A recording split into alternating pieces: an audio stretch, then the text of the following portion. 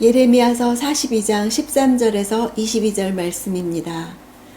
13절에 그러나 만약 너희가 우리가 이 땅에 살지 않겠다라고 말하며 너희 하나님 여호와의 목소리에 순종하지 않고, 이스라엘의 하나님 여호와, 이 이름이 이스라엘 백성들과 맺은 언약 관계를 강조하는 하나님의 명칭이라면, 너희 하나님, 이 이름은 다정하고 친밀한 관계를 강조하는 표현이죠.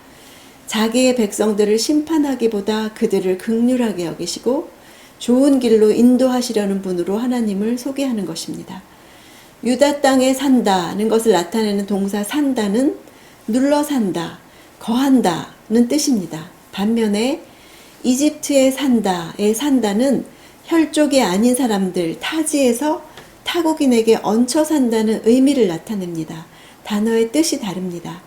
약속의 땅에서 사는 것과 이집트에서 체류자로 사는 것을 분명하게 구분해서 단어를 사용하고 있습니다. 우리는 이 땅에 사는 것이 체류하면서 사는 것이죠. 그렇지만 그 기반은 약속의 땅에 거하는 자로서 사는 것입니다. 그런데 우리의 오류는 남의 땅에 얹혀 살면서 안정을 추구하고자 하는 데 있습니다. 하나님이 부르신 곳, 하나님이 소명을 주신 곳, 하나님의 목적을 이루실 곳에는 머물지 않겠다는 내 마음 안에 무엇이 있는지 보아야 합니다.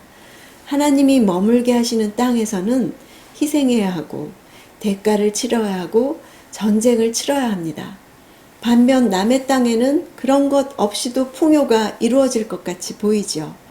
하나님이 보여주신 것이 아닌 거짓된 환상이죠. 13절에 우리가 이 땅에 살지 않겠다라고 말하며 너희 하나님 여호와의 목소리에 순종하지 않고, 원문에서는 우리는 이란 표현을 5번이나 반복 사용함으로써 하나님의 말씀에 거듭 거부 의사를 표명하는 유다 잔류민들의 완악함을 반영하고 있습니다. 14절을 원문대로 번역하면 아니다. 그러나 우리는 이집트 땅에 들어갈 것이다. 거기서 우리는 전쟁을 보지 않을 것이다. 우리는 나팔 소리도 듣지 않을 것이다. 우리는 식물을 결핍당하지 않을 것이다. 그러므로 거기에서 우리는 거주할 것이다. 이처럼 강한 부정을 나타내고 있습니다. 이 전체 단락의 구조를 보면 A, B, C, D, A- 이렇게 앞뒤로 가운데가 전쟁과 나팔 소리와 식물에 대한 강한 부정을 가운데 둠으로써 그들이 다시 전란의 소용돌이에 빠져들게 될 것을 얼마나 두려워하는지를 잘 드러내주고 있습니다.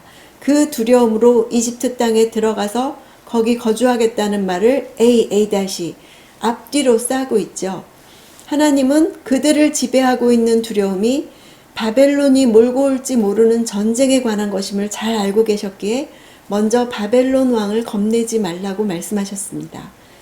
15절에 유다의 남은 사람들아, 그들이 지금이라도 하나님의 뜻에 순종한다면 진정한 의미의 남은 자들이 될 수 있습니다. 남은 자란 심판 가운데서도 언약을 기억하시고 구원하시는 일부의 무리를 의미하죠. 만약 너희가 이집트로 가겠다고 결정하고, 여기서 결정한다는 것을 원문에서는 얼굴을 고정하고입니다.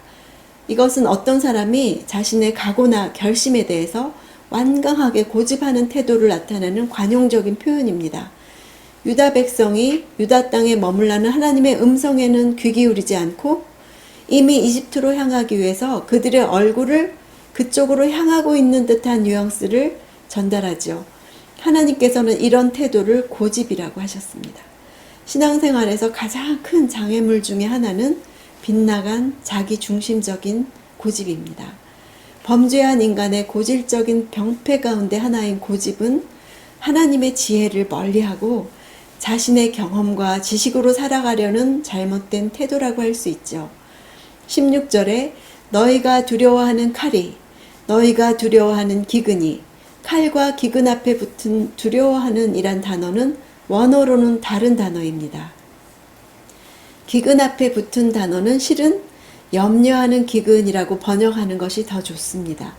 너희가 염려하는 기근이 이집트까지 너희를 바싹 따라올 것이며, 이렇게 바싹 따라오다는 급히 따라가서 너희의 뒤에 딱 달라붙을 것이다. 이런 뜻입니다.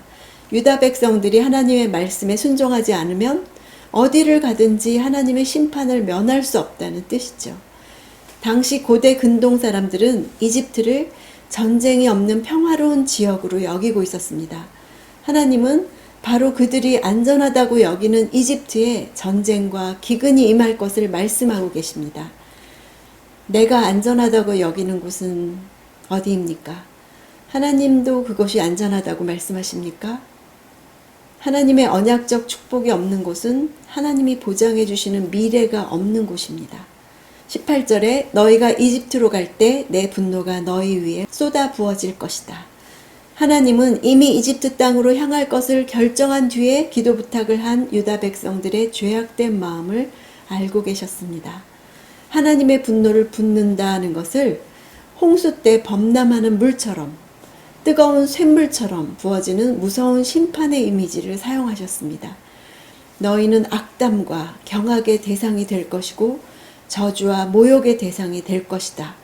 유다의 남은 백성들이 하나님의 심판으로 당하게 될 4가지 비참한 처지에 대한 예언이지요. 그들이 출 이집트를 뒤집는다면 그것은 아브라함의 언약을 뒤집는 결과로서 비참한 처지에 빠지게 될 것이다. 선택은 둘 중 하나였습니다. 첫째, 약속의 땅에 머물고 하나님의 약속을 신뢰해라. 그렇게 할 때 하나님이 계획하고 계신 미래, 곧 건설하고 심는 미래에 참여할 수 있다. 두 번째는 안전하다고 여겨지는 이집트로 가서 하나님의 언약적 축복과 하나님의 목적에서 끊어지고 그분의 역사에서 사라질 것이다. 하나님의 스토리는 계속되겠지만 그들은 그 일부가 되지 못할 것이다. 이집트의 피난민들에게 제2의 출 이집트는 없을 것이다. 우리도 선택하며 살아야 하죠. 하나님이 약속하시는 말씀을 붙들고 비록 지금 상황은 말씀과 다를지라도 하나님이 계획하고 계신 건설하고 심는 미래를 소망할 것인지, 거짓을 믿고 두려워하며 난민처럼 방황할 것인지, 하나님의 구속사 안에서 우리 미래가 계속되는 것을 보아야 할 것입니다. 그런 미래를 소망하면서 오늘 하루도 하나님의 말씀을 선택하는 하루가 되기를 원합니다.